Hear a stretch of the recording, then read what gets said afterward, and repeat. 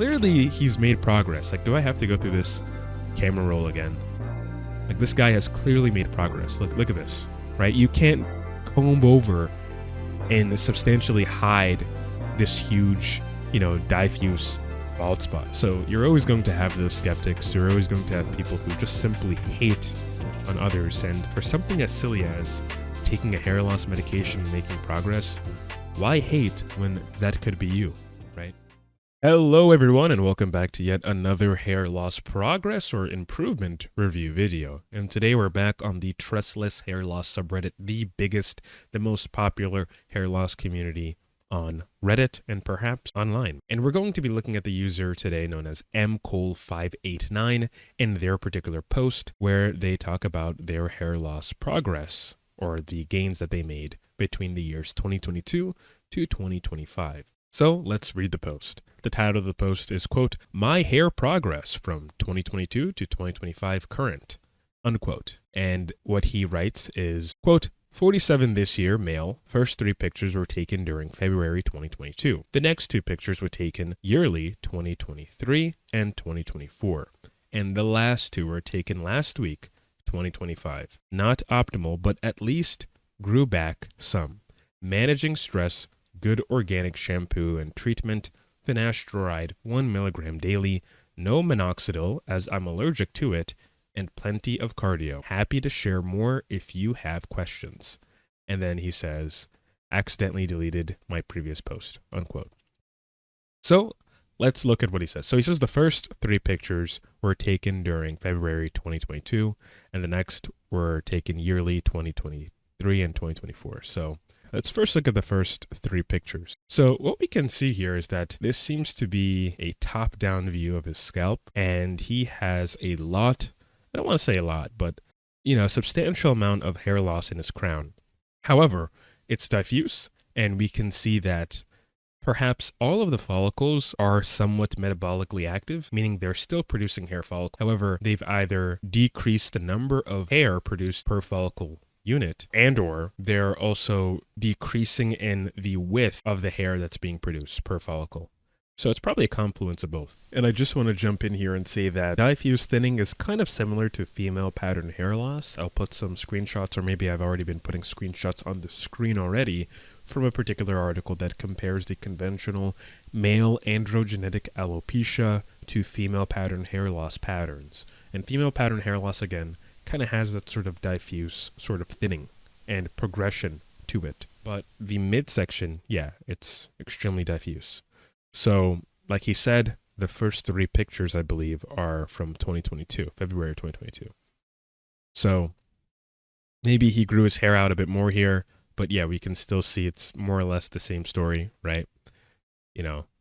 He still has some substantial loss in his crown.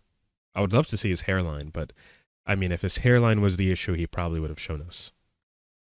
And still, this photo over here, yeah, just the same thing. So this guy has some substantial hair loss in his crown area. So this, I'm assuming, is 2023. And what we can see here is that, yes, maybe he grew out his hair, but we're starting to see the effects of using simply, in his case, 1 milligram oral finasteride daily, along with maybe the other sort of things, like he stated, his shampoo treatments, possibly fixing whatever sort of seborrheic dermatitis or maybe inflammatory issues that he had before. But overall, this improvement is largely due to finasteride doing its job, reducing that scalp DHT in a way that is decreasing the interactions between DHT and the androgen receptor. As we already know from hair loss lore, I can throw the studies on the screen right now, the 10-year Italian study, the 10-year Japanese study, and even the 5-year Korean study that has to do specifically with dutasteride.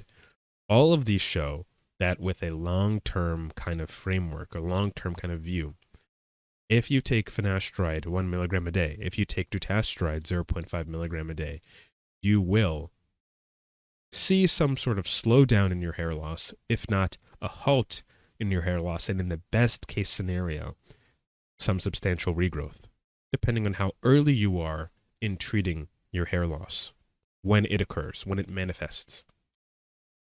So that photo over here, this is 2023. And I'm assuming this one over here is 2024. Now, it is a different angle, right? But you could still see that, it's... And he did comb his hair in a specific way, right? You can see it. But he wouldn't be able to achieve this kind of style if he just did this on day one without using finasteride, right? So this means there has to be a substantial amount of improvement in hair quality, in its density, in the even hair count in that area in his crown in order for him to achieve this sort of look. So this was, well done. So now I'm assuming we're in the 2025 era. And yeah, I know it's different lighting, but more or less the crown has been covered up, not just due to the way he combed his hair or whatever, but also due to just simply growing out his hair, and as well as the improvements, mostly the improvements from finasteride and his other routines, presumably. But this is the gospel of finasteride, so to speak. Look at the improvement, right? Let's go to day one. If we go to day one, barely any hair here, right? He wouldn't be able to achieve that kind of style without using, fibers, perhaps, right? Even fibers, you probably wouldn't even get the same definitely wouldn't get the same sort of feel and density. So let's go all the way forward. Look at that. So that was some really good improvement because he used finasteride for 3 years, between 2022 to 2025. And look at that. Another angle, not showing the, his crown, his whirl, but still, nevertheless, a substantial improvement. So let's look at the comment section. All right, so we're in the comment section now, and already we can see some skepticism. So this username WildCycle253 says comb over, and then another person responds, I mean, yeah, it's to a small extent, but you can tell by pic 4 there was a noticeable progress made. He does have a smallish remaining bald spot that he combs over, but it looks fine in my opinion. Someone else responds, definitely some recovery, but still just a well-executed comb over. And then M. Cole responds to this guy, good luck to your own journey. Let's read the next comment over here, because I think I'm probably in agreement with this comment. The user says, LOL, I love dudes in this subreddit. Someone posts similar results and they claim that they've been on something for 4 months. Everyone on here goes nuts asking for a detailed regimen and every silly thing under the sun. But you show a few years of progress and you have asshats making snide comments. And that's true, right? Oh, it's just a comb over. Man, go, like who are you? And just to jump in here in the post edit real quick, there was a similar post with a similar time frame, but somebody said they recovered their hair without the use of finasteride and minoxidil between December 2023 and April 2025. And basically they said they used 10% sulfur soap and they use that every day, right? But I guess people are thinking they can do the same thing with their androgenetic alopecia, right? And to be fair, yeah, this guy did have a recovery, but we don't know what the recovery was due to, right? We don't know if this guy had androgenetic alopecia. He could have had seborrheic dermatitis or some kind of inflammatory condition that mimicked an androgenetic alopecia pattern, right? Particularly along the temples. And if you look here real quick, you can clearly see that he has some redness around his temples, some pimples, and just in general, he has some sort of, inflammatory issue here. Not too bad, but still, you can see the pimples and the redness. And also, they did mention that they had facial rosacea, right? So this is somebody who is dealing with a lot of inflammatory issues. And they also had Demodex mites, right? So that can cause an inflammatory or autoimmune reaction in the skin, which could kind of cause a chronic telogen effluvium in a patterned way if it's distributed in a patterned way. But nobody seems to express skepticism here, right? In fact, he gets all the praise. That's a pretty good insight that the comment gave. Like, who are you? Clearly, he's made progress. Like, do I have to go through this camera roll again? Like, this guy has clearly made progress. Look at this, right? You can't comb over and substantially hide this huge, diffuse bald spot in comparison to over here, right? Like, in order for him to quote unquote comb over, he needs to have a substantial amount of hair to achieve this kind of quote unquote comb over, right? Like, okay, we can still see there's a smallish bald spot here, but certainly he has made some substantial progress, right? And it's even progress over time using the same kind of comb over. So in a way, it's kind of controlled. The only thing that isn't controlled per se is the lighting and the sort of angle, but it's still showing some substantial improvement, right?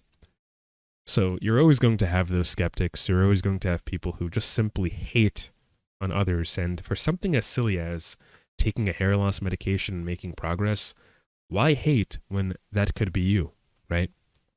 Why hate when you can do exactly what that person did, when you can go to your doctor and you can ask for 1 milligram oral finasteride, when you can go to your doctor and you can ask for 0.5 milligram oral dutasteride, when you can go to your doctor and that doctor can communicate with a compounding pharmacy to create 0.1% up to 0.3% topical finasteride, so you can get some kind of progress. Likewise with dutasteride, topical dutasteride at 0.1%, upwards to 0.25%. Maybe in a liposomal solution. I only say all these things because there's no use in hating on somebody who made progress when you can take action and do it for yourself. So with that being said, if you guys are interested in trying to learn more about hair loss literature, I do hair loss consultations in the description below, where I, to the best of my ability, can recount and give you my perspective on the hair loss literature, your current state of hair loss, and try to come up with some sort of hair loss stack that you can take to your doctor to try to help and treat you in your specific situation. So all links are in the description below. But without further ado, thanks for watching this video, and I hope to see you in the next one. But guys, let's just look through the camera roll again, right? This dude was dealing with a substantial amount of crown loss, right? And if you are a diffuse thinner, I'll just add this here real quick, you probably have a better chance of recovering that diffuse area compared to somebody who's just slick bald, going through that typical hardcore progression where each level is just completely, just gone. Like the hair there is gone, it's just skin. And the reason why I say that is, so long as you have a hair that's, a hair follicle that's still producing some sort of, hair, right? That means the follicle is metabolically active, and potentially, if you take away its stressors, it can make a sort of recovery, a recovery of some kind, right? If you wait too long, then it probably won't be able to do that. But he certainly, I guess he addressed it as soon as he could, right? Depending on his onset. And that's why he got such a marvelous recovery. So that's it for the video. See you on the next one. Peace.